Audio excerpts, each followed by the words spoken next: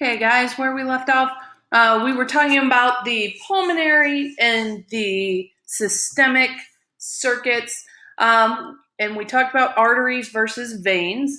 If we look at the heart, which we said was just our big pump, and we zoom in on that heart, we'll notice that humans have a four-chambered heart.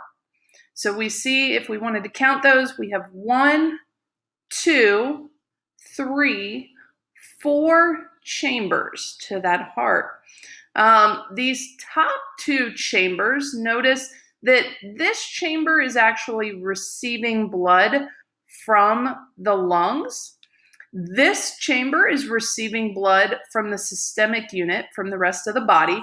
So these two top chambers, we call those the receiving chambers. Those are the atrium, or atria, plural. So our top chambers are the atria. And then down here at the bottom, these two chambers are actually going to be responsible for contracting, and they push and eject blood up and out of the heart. So over here on the right side of the heart, this is going to, when it contracts and squeezes, it's going to push blood out towards the lungs, so out of the pulmonary artery. And over here, this bottom chamber, when it contracts, it's going to pump blood up and out of the aorta into the rest of the body. So these are called the ventricles. So we've got our atria up top, the receiving chambers, and the ventricles, those are really the discharging chambers. Now, one of the things that you would notice if we were dissecting the heart, and you can really see it in this diagram, it's a nice diagram, up here, the atria, the walls of the atria really are thin. And the reason for that is they don't have to be thick. They don't have to have a lot of muscularity to them because they don't have to contract with a great amount of force. When they contract, they just have to force blood down here to the bottom chambers.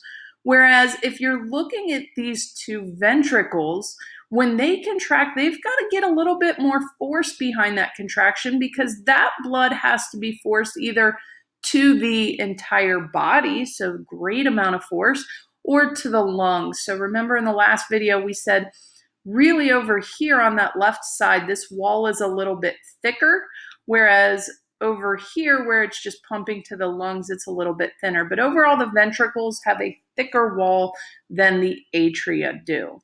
So moving on, I want to talk about just the external features of the heart to start out. So if we look at our thoracic cavity here, if you've ever gone on vacation, if you pack like I do, I pack at least 8 outfits, even if I'm just going somewhere for a weekend.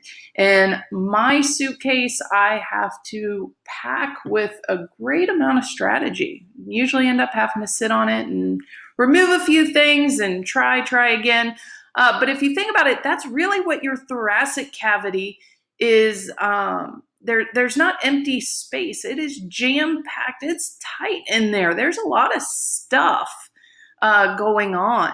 So when you think about that, when you've got a lot going on in this small amount of space, and then you take into account your heart is going to beat 100,000 times per day approximately.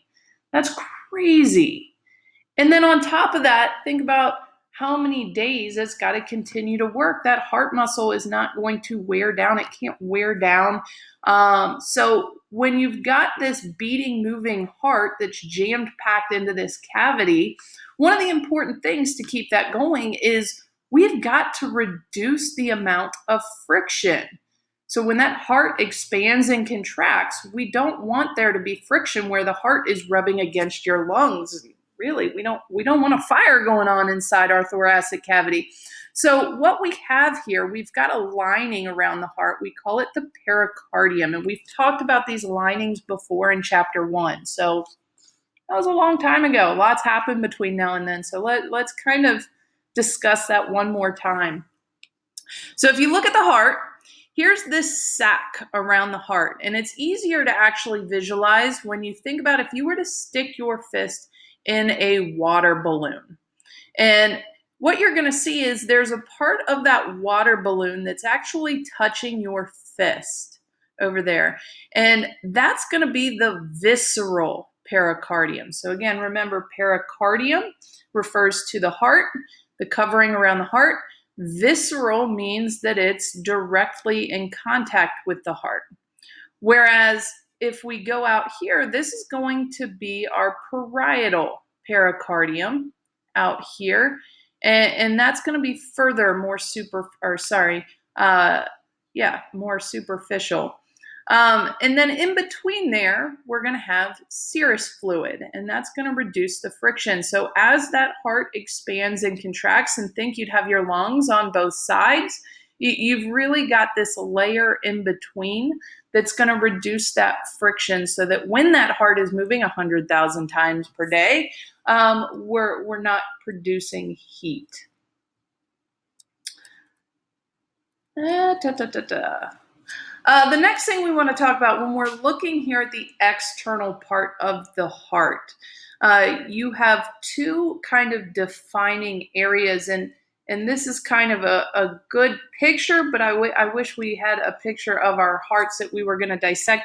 If I handed you this heart to dissect, would you know where to start? Would you know where the front, the back, how would you really orient yourself to that heart? And what you would look for is you're going to look for two sulci. And remember, think about the brain. We had the gyri and the sulci.